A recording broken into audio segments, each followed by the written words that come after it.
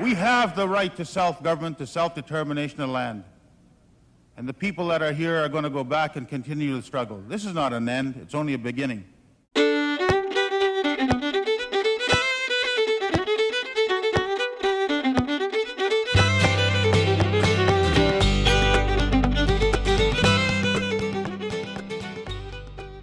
Welcome to this episode of The True Canadians, the podcast. I'm David Wylynko, your host. The podcast is named after the book by the same title, The True Canadians, which I wrote with my co-author, Patricia Russell. And today we're visiting with Lorelei Higgins Parker. I got all that right?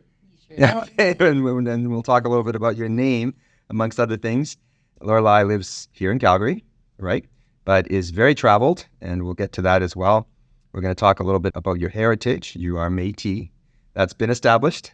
And we're going to talk about your amazing education, your phenomenal career, and one of the things you're very, very well known for. And when I met you, in fact, last spring in Calgary, you were coming to a Métis event in this capacity as, is it Mrs. Canada?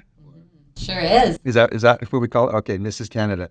So that's what everybody wants to hear about. But one of the things that struck me so much when I first met you was about your heritage. And this is one of the things that's so germane to the Métis experience, for better or worse, maybe for better now, we hope, but for worse historically.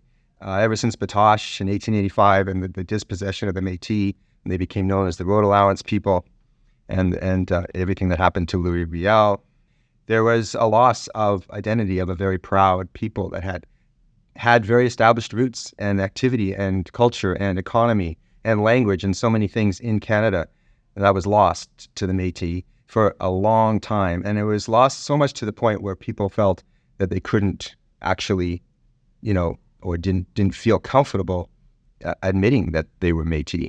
It was not to their benefit to do so. There could be harm as a result, further disadvantage.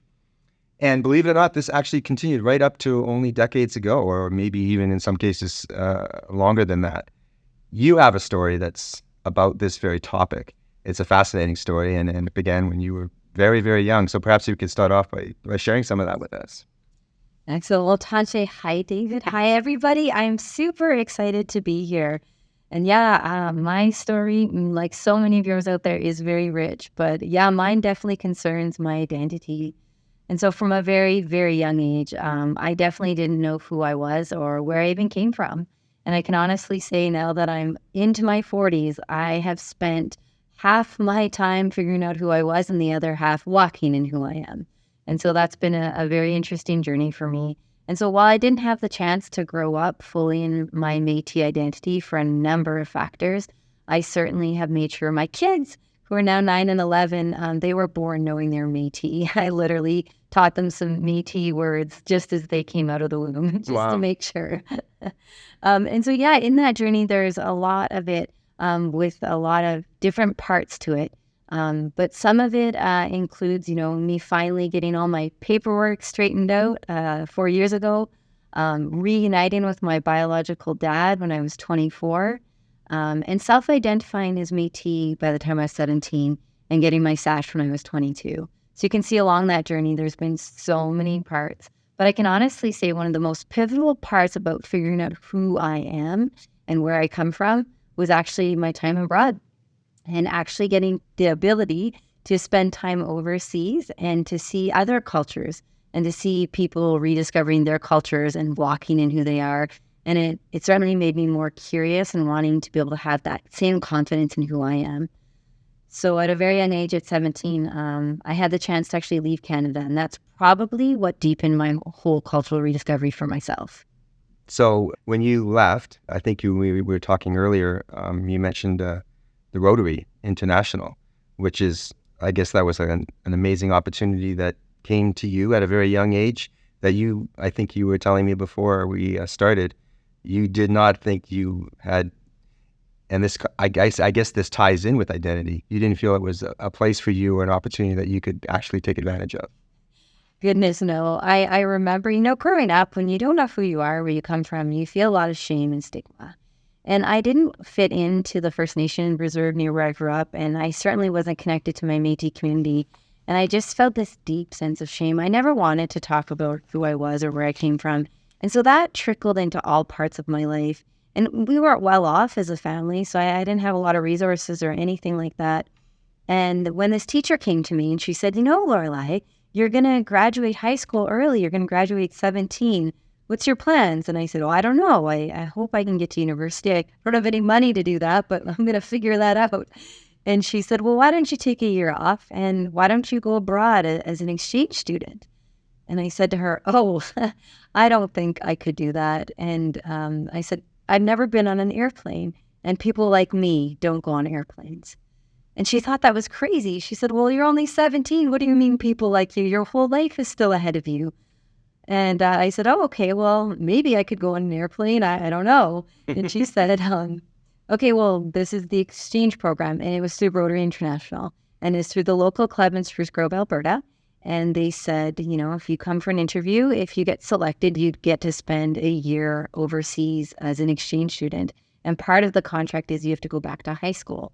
And I thought, well, that's really fun, like a bit of a redo. And they said, we expect you to be really involved in the community. And throughout the time, you'll get different host families. And so you'll get different experiences of living in that place. And depending where you go, you might learn one or two or more new languages. So this all seemed very intimidating to me. And I thought, well, I don't know if I could do that. But I went to the interview anyway. And I was so scared. I remember being incredibly shy. I didn't do well in the interview, I don't think. But my mom actually came with me for part of it. And she said to them as they asked her to leave the interview so they could talk to me privately. Okay. She said to them, you'd be silly if you didn't pick my daughter. She's a lot of potential. So I do think that advocacy of my mom did help. It was a small town, so everybody knew who she was. But in any case, they asked me, one of the questions was, if we picked you to go on Rotary Youth Exchange, where would you want to go? And I said to them, gosh, this is going to sound really simple, but since I've never been on an airplane, what's the furthest that I can actually go? And they said, well, Africa, that's pretty far. So I said, well, that sounds great. Like, sure. And so in the end, I did get selected, much to my surprise. And I did get selected to go to South Africa. And so I spent the entire year from 1998, 1999 in South Africa. My brother actually got accepted to that program, but in the interest of disclosure, I didn't. So I'm so sorry. So I ended up going to France by myself to study at Aix-en-Provence. They let me into the school, and I got on the airplane. It was my first time flying internationally, and then my brother went on to do other things and become a lawyer and so on. There's great expectations that are brought to bear on people who are associated with the word Rotary.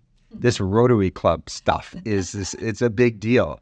But you bore that out because subsequently you came back and then you gotten all the way to the point of the coveted MBA, I think it is.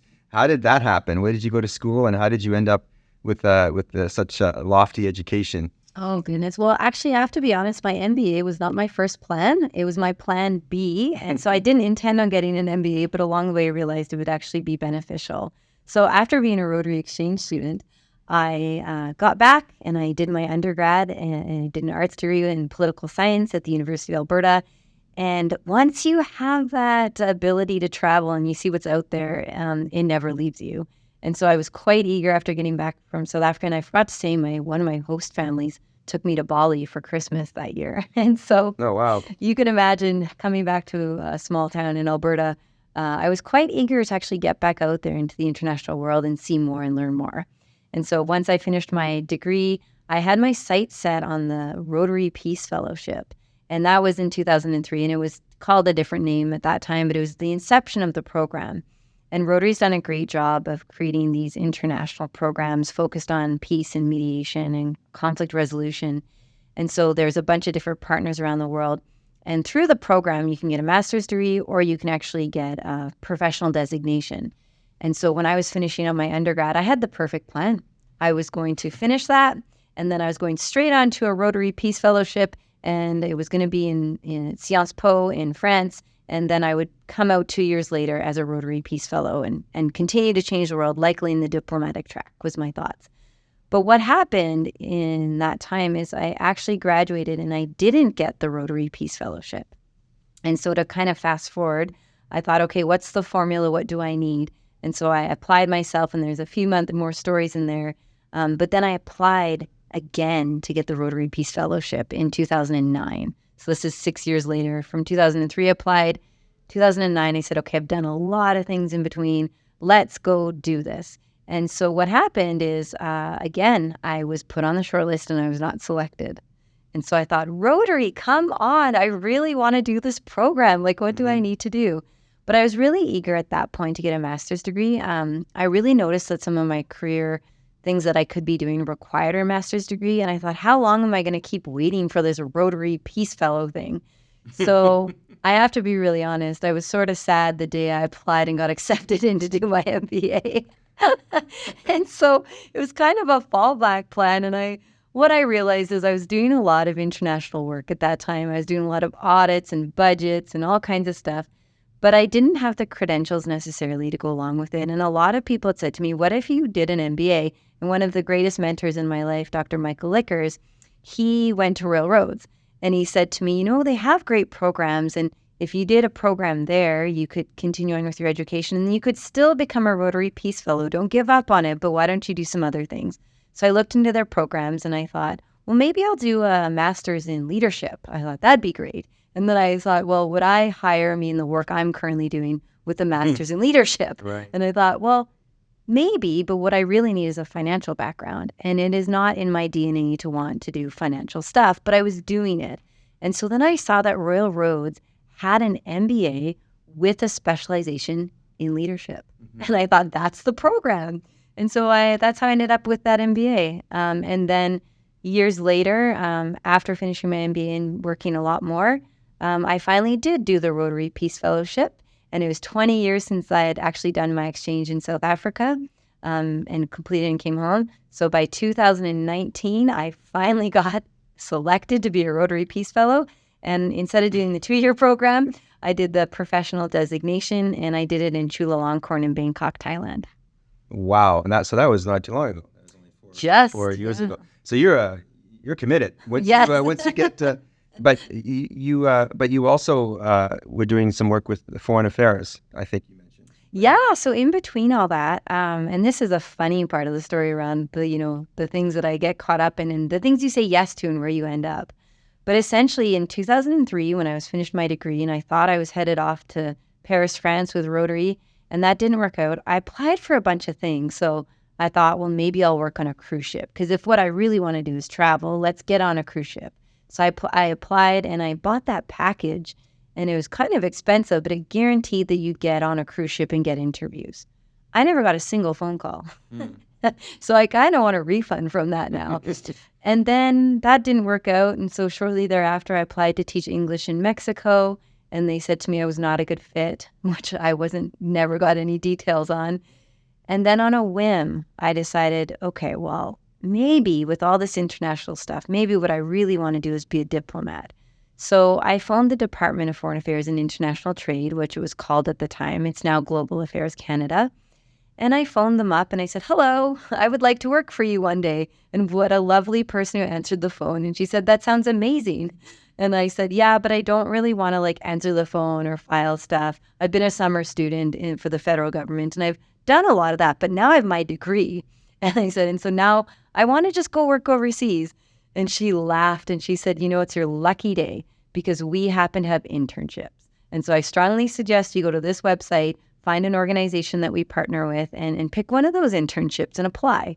And so I got online and I looked through and I found a really, really amazing organization that was partnered with DFAID, or the Department of Foreign Affairs and International Trade. And they were a cultural rediscovery program. So they were called Ghost River Rediscovery. And they were focused on Indigenous human rights and cross-cultural exchange and rediscovering cultural roots globally across Indigenous peoples and with non-Indigenous people. And I thought, that sounds really cool. And so with that, I applied. And at the time, I was still figuring out all the Métis side of my family and all the things that had been hidden from me and the stigma and the shame. And I remember putting on that application, I said, I think my father's Métis, but I've never met him. And that's a whole other part of the story I know we're going to get to. Mm-hmm. But that really changed everything. The organization contacted me and said, we'd love for you to come on one of our internships that's funded through Foreign Affairs. Get on to the program and we're going to send you off. And so I had three choices. It was Dominica, Bolivia, or Guyana. So I went off to Bolivia. And what I didn't know at the time is, especially with a political science degree, it's really critical that soon after graduation, you get 6 months of international paid work experience. It's one of the things that people look for when hiring in the international development field. And so I was very lucky because I didn't pay. A lot of people come out of your university and pay themselves for that international experience. And I actually earned a very small wage overseas.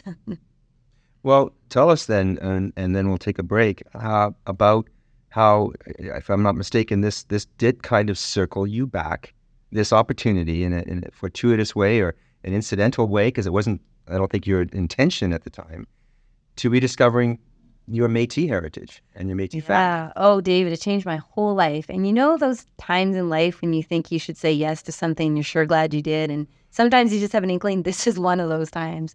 So the fact that I thought, on the application, I'm going to put this and we'll see what happens. What happened is I had been since about 17 trying to find out my family names, where I came from, reunite with my dad, all kinds of stuff. So fast forward, now I'm 22 and I'm really not finding out answers and not connecting fully with my family. And so what happened is when you're overseas and you're working in a cultural rediscovery program and you're telling other youth to figure out where they come from, turns out you should be doing your own work too. And so the mirror was very large. But I also had access to so many people to support me by now. And so being in this programming, so many elders, so many knowledge keepers, and just youth who were fearlessly trying to reconnect with their cultural roots and push through that shame, stigma, things that had been hidden from them, and to really just figure out, okay, who am I? And one of the elders actually says quite often here in town, and said it to me at the time, Lorelei, how do you know where you're going if you don't know where you're from? And I thought, well, where am I going? I better figure this out. And where am I from? Exactly. And so, I did the work. And somewhere along the way, one of the local elders adopted me into her family here, just in Cochrane. Her name was Christine Joseph, and she took me under her wing and started teaching me Métis ways. And then she finally gave me my Métis sash. And she said, you're one of us, but you need to figure out the details of your family. And so I did that. And I feel like it's honoring her memory and the things that she encouraged me to do along the way, too. And I do have to say, Dr. Michael Lickers is the other person who just pushed me into circumstances in front of a crowd and said, teach them to jig. So he has encouraged me along the way to just deepen my cultural understanding and awareness, and then to walk in and teach it and to just own everything that I am in that fearless way. That's fantastic. Well, we've been talking with Lorelei Higgins Parker. We're going to talk a little bit about you becoming Mrs. Canada on the other side and some of the famous people that you rub shoulders with, if that's okay. We'll be right back.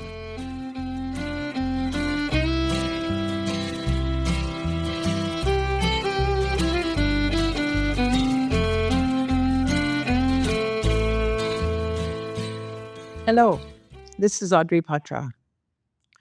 Today, we're talking about role models. When I was a young person, it was really hard to find role models. Role models, that got any recognition anywhere. We definitely had role models in our community, people that guided us, people that helped us, people that told us, you can do it, you can do it. But they weren't out there being recognized for all the good things that they did do. Today's world is a little bit different. When I look and see the role models, whether that's Miss Canada, whether that's Mrs. Unity World, whether that's the Aboriginal Achievement Awards or the Inspire Awards, all of those different opportunities for individuals to be recognized. And it's so nice to see our Métis people being involved and being recognized at that level. And today, our young people still need those role models. They still need those people to look up to. Only thing is now, they actually are seeing our own people out there getting that recognition they deserve. Even in positions. I think of the Senate of Canada, and I think about Senator Patty Lobacan Benson, who grew up in our small town of St. Paul de Métis. She did so much amazing work as a young person to promote families, culture, and to think today she is in the Senate of Canada. That is awesome for our young people to have role models like that. And that's only one in many.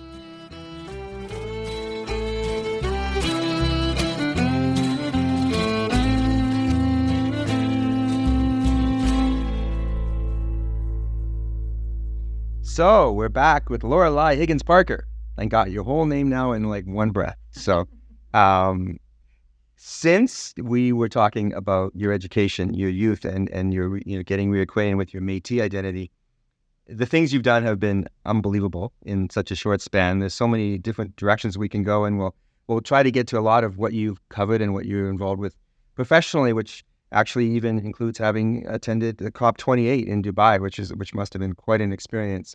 But what everybody always wants to know is, tell us the juicy stuff. You're Mrs. Canada. How did that come about? You have experience with pageantry, pomp, circumstance, and being on stage and all that kind of thing. How did you get into that, and then how did that lead to winning that amazing honor? Well, that is a story. I'm so glad you asked. I mean, it always is a bit awkward when you walk in the room with a crown and people want to know, how did this happen? I still ask myself the same thing. So I have to be quite honest. I did have some prior experience prior to winning my first Mrs. Canada title in 2020. So what happened to lead up to it wasn't necessarily directly involved, but then it kind of helped me get the next title. So when I was in university, I had no money. I don't know how many of you out there have had that feeling, but I had nothing. I didn't know how I was going to pay for it. And so I was in an acting class, and the teacher said, there's a lot of options out here. You could do a calendar for summer work. You could be in this pageant. And I said, well, okay, what do they pay? And so the pageant, if you placed in the top 10 in Canada, you got a scholarship for school. And it was about $5,000. And I thought, that's fantastic. I'm going to do the pageant. So I actually trained with my acting teacher. They actually helped me develop a stage presence and figure things out. And then some of the local Rotary Club helped me get there. They helped me take the photos, and I wore my high school grad dress. So I just cobbled everything together. And so I took the bus across Canada and got to Toronto and jumped into the pageant world. And I had no idea what I was doing, but they were very kind and nice and guided me. And I learned a lot. And I placed in the top 10 in Canada. So I took my scholarship and I went home and I never looked back. That was the end. And it was a lot easier because social media wasn't a thing back then. So it kind of just was done. So years and years and years later, we've now entered into a pandemic. And I'm speaking with Rotary International and the Institute for Economics and Peace. And we're talking about all the places that we go to talk about world peace and the populations we never reach and the critical conversations we never have. And somebody says, well, why don't we go to a pageant? They always talk about world peace. And we're all laughing. Like, what I really want is world peace. Yeah, exactly. And so phrase. Everybody's starting to say, well, who would we send? What would it look like?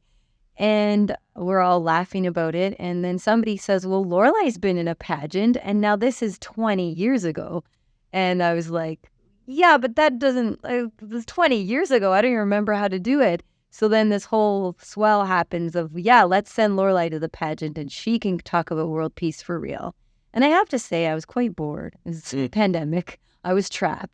And I love to travel and wasn't going to a lot of places. And it was quite easy to go. So they were going to test us. We'd get into the bubble of the pageant, like a sports bubble, and get to compete. And at that point, we were supposed to be going to California. But the week before we were going, everything changed again with what was open and shut, possible. So believe it or not, the week before flying to the pageant, I flew to Vegas instead. They decided we'd be doing that. And so it was quite funny. I don't think Vegas ever shut down. No, I mean, I don't know if this is well known, but... No. And so I can tell you, being crowned as anything in Vegas is very anticlimactic. Everybody kept saying happy birthday to me on the strip. And I was like, no, this is my real crown. Like, I'm actually Mrs. When are you getting married? Yeah, it was not as exciting as I thought it would be to be crowned in Vegas. But so by the time we decided I would go to the time going, I had 6 weeks. So the adrenaline of like, hey, it's a pandemic, some services aren't available. How do I get the right colors of gowns and how do I get ready? How do I know what I'm doing? So I did what all people should do in preparing for a pageant. I watched Miss Congeniality, and I know the movie. yes, and it's Sandra Bullock. Sandra Bullock, and she goes right through the training. And I thought, okay, let's break this down. How do we do this? And I had some good friends helping me, and I managed to get everything together in time, and off I went. And so the really interesting part is when I got there, I was committed. I thought it was a great opportunity, but I can honestly say I didn't see myself winning the crown. I just thought this will be a great opportunity, and what a great place to make more connections and do the work that I love to do, which is peace building. And so then throughout the week, I kind of watched everybody, and it was much like a cross-cultural exchange, actually. I was like, hey, what do we talk about? What do we care about? How do I walk? And everybody was amazing. They just helped me. I had the wrong pantyhose, and a girl from Kentucky brought me the right ones. And then they spent time with me at night learning the choreography. And I don't have a great sense of rhythm except if I'm jigging. And so then they spent time with me at night. And one of the girls asked if I played sports. And I said, yeah, I play basketball. And she said, okay, I'm going to turn all our choreography into plays and you'll be the point guard. And so she then designed the whole choreography for me into plays. So I knew where to go. And so I honestly can say I was set up for success by a lot of the people in the pageant because they really wanted to see me win. And so then all this happens. But then something really critical happened in the pageant. It was a couple days before we were going to be in semifinals and all this. And we had a leadership talk. And I can honestly say it was one of the least impactful and one of the most impactful leadership talks of my life. So this man got on the stage and he said, okay, if any of you win this pageant, I don't want you actually talking about curing cancer or world peace because none of you are ever going to do that. And I said, but that's what I came to talk about. That's my whole speech. And so I actually got upset. I was like, who are you to tell me what I can and can't do? And like, that's actually not okay. So then I doubled down. I was like, I don't care. I'm leaving nothing on the table. So then I went to the security guy who I was friends with there. And I said, what do you think? Like, if I do this and we're supposed to make our speech and I throw my speech away and I talk about this instead, what are the thoughts? He goes, well, you came here to talk about world peace. You better do your job. Mm-hmm. And so basically one of the days we were doing our personality competition and it's a giant speech. And I started my speech in a way that I'd figured I'd do it. I was talking about the colonial history of Turtle Island, the impacts to my family, and I was telling them that the Métis sash I was wearing and the language I was speaking, Michif, was illegal. And there was a few Americans in the audience. Not many other people could come because of COVID and all the rules, but people were quite astounded by this history. But then I threw away my speech and I said, but I'm not going to talk to you about that right now. I'm going to talk to you about the fact that some man came up here and told me that I'm not going to do world peace, and that's my job. Wow. And so then we talked about the 8 pillars of positive peace. So we talked about all kinds of things in my speech. And then I left the stage, and it was one of those weird moments where it could have went so many ways, and the crowd was silent. And then one brave person started clapping, and then another did. And then before you know it, I got a standing ovation. And I looked at the man who'd given the speech, and he's sitting in his chair with his arms folded, not looking very happy. And I thought as I walked off the stage fully that I'd either been disqualified or I may have won the title of Mrs. Canada Globe. And so then I walked up to him and I said, what did you think of my speech? And he said, that was brilliant. And so then he started clapping. And so the story goes that then I was crowned as Mrs. Canada Globe. And it was a surprise to many people, and then myself included. But then I realized I had to do the work. So now I'm Mrs. Canada. What does that mean? And prior to going, I'd actually spent time with my elders because I didn't want to just carry my culture as a show or just put it on when it was cultural night or something. So I asked them, how do I actually do this in a meaningful way? So the elders gave me quite a bit of criteria, and to this day, I'm on my 5th crown now. I still hold that high accountability of what they've asked me to do. And I can honestly tell you what the elders and knowledge keepers hold me to is much higher than any of the judges on that panel. So they asked me to talk about real issues. So when I'm posting on Instagram, which is part of my contract, and to have a presence on social media, that I'm talking about real issues for Indigenous people in a meaningful way. They asked me to use my language as much as possible. And they asked me to wear my cultural everything everywhere possible, even when they said I couldn't. And so I've really just stuck to that. And I'm continually asked about it, and people look and say, well, you didn't have this on. Or so I just continue to do my best and do it in that way. And that is how my culture started becoming embedded.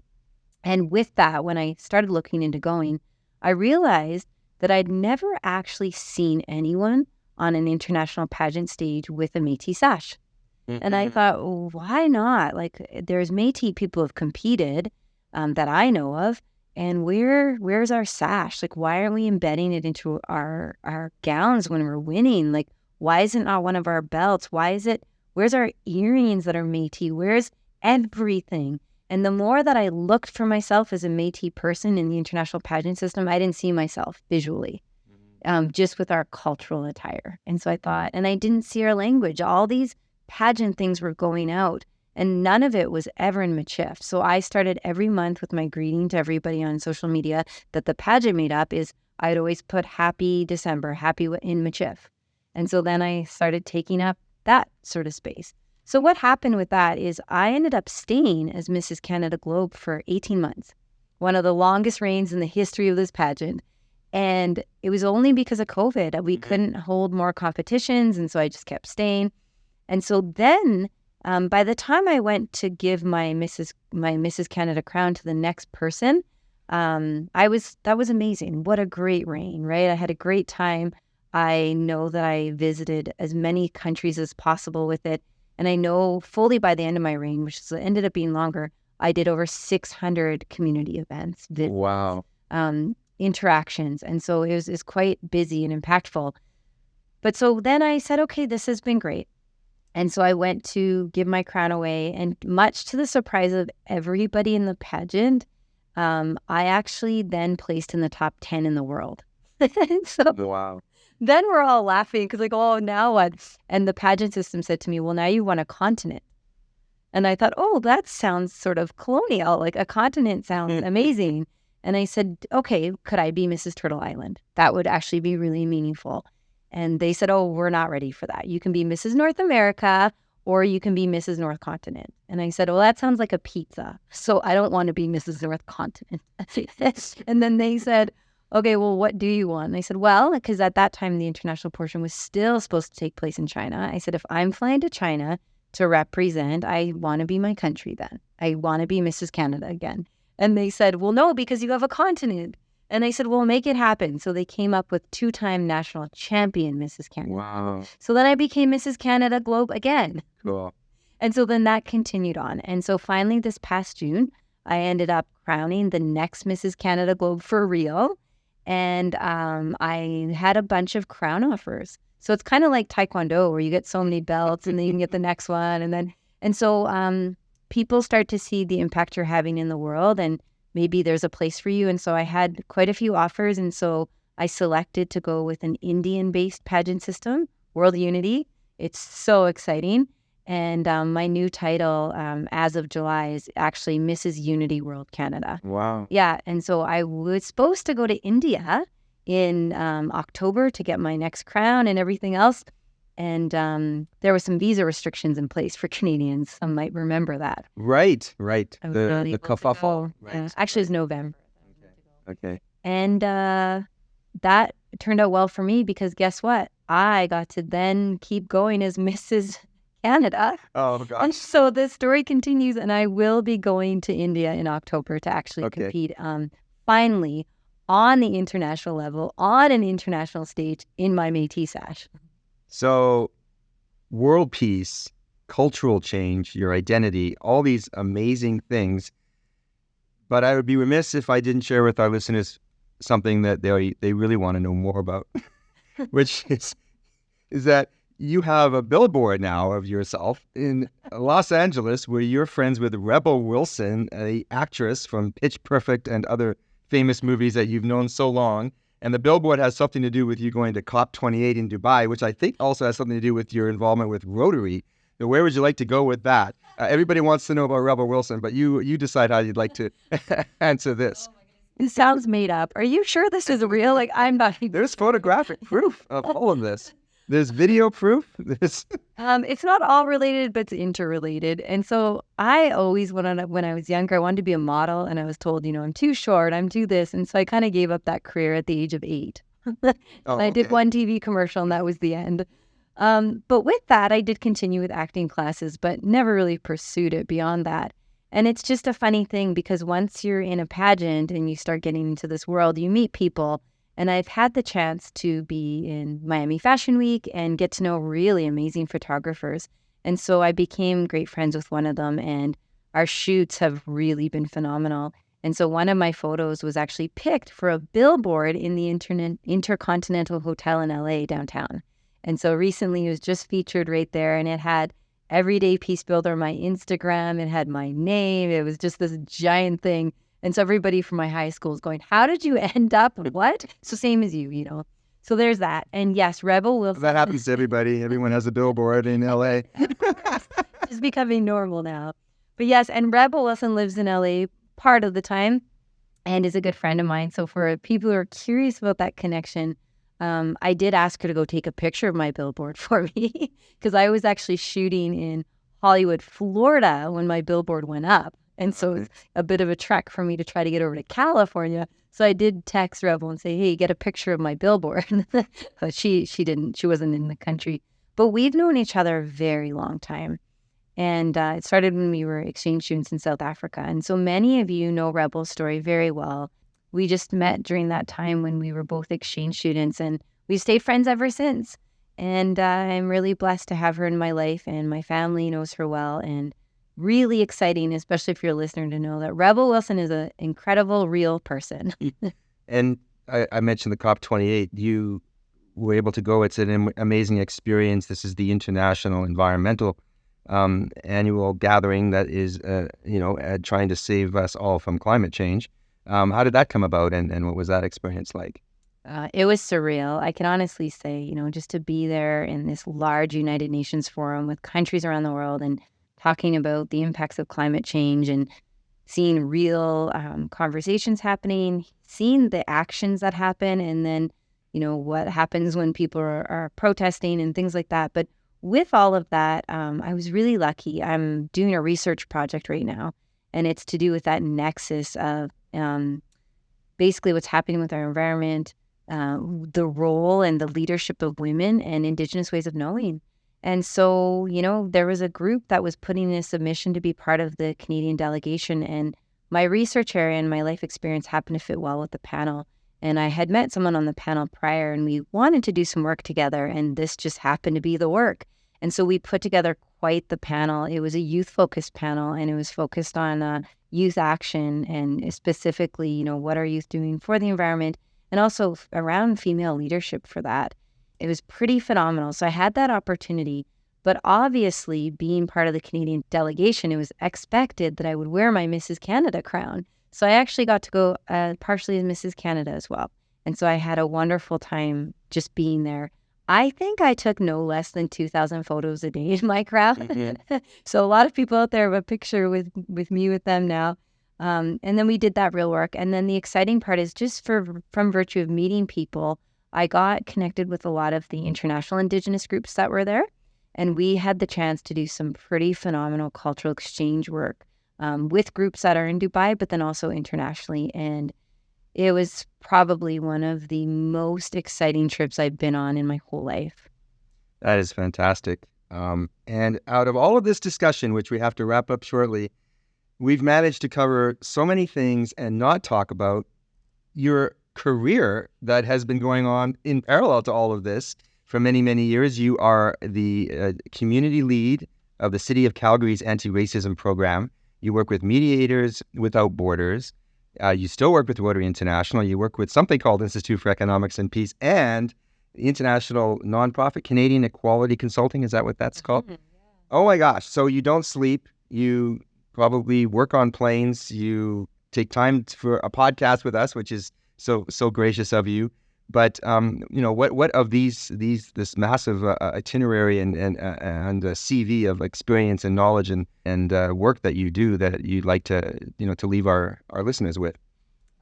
Well, it's an interesting thing about weaving. So it seems like a lot, but because things are so interconnected and it's how I show up in the world, a lot of my work is like my soul work, if that makes sense. So if things get too burdensome or too heavy, then I know it's something that just can't be in my life in the same way. And so a lot of the stuff that you talked about, I bring my kids with me. So they're helping facilitate stuff, or they're on the trip with me, or they're involved in some way. My son has gotten really good now. He'll actually check my PowerPoints. And so he said he's getting ready to actually start to build them. So I may have my first employee with my tiny consulting firm. Um, but with that being said, it's just how I show up in the world. And so when there's possibility to do something, I'm always a yes person. I'm always the first person to say, I have 10 minutes. I am happy to give. And what I've learned in life is you can live in a very structured way and like, here are my billable hours and here's what I do. But that leads to a very sanitized experience. And there's such a richness when we can say yes to things and weave them and get to do all the things. And, recently I was asked, like, how do you pick what you are? And I said, I'm all of them. It's like a Métis sash. I'm all of those colors. I'm all of it. And if you take one thread out, it's not me. I'm not held together. And so I do believe that all those threads you talked about are all of me. And sometimes you have to focus on one more than the other. But that wide work experience allows me to show up in better ways with more knowledge, and then to just be me, express myself, which I think is really important. Early on in my career, I dreamed that there was a job where you could have international components, that you could be involved with government, but you could be so in touch with community that you get to be at the local community feasts, and the community is informing your work in such a way that then you're bringing it into the systems. And I wondered if that was possible. And so that's what I started doing in my career. I had a little bit of this and a little bit of that, and then I went into government, and then I stayed in community, and I realized you can do all of those things, and we don't belong in just one system, but we belong in all of them. So all the jobs you listed allow me to work across systems and to be what I think one of the gifts I was given from Creator is to be a weaver. What a great analogy. We've been talking with Lorelei Higgins Parker today, a visionary, I think it could be said, a role model for Métis, a role model for women, for youth, and a person of great accomplishment so far and no doubt into the future. Thank you. Marcy, thank you.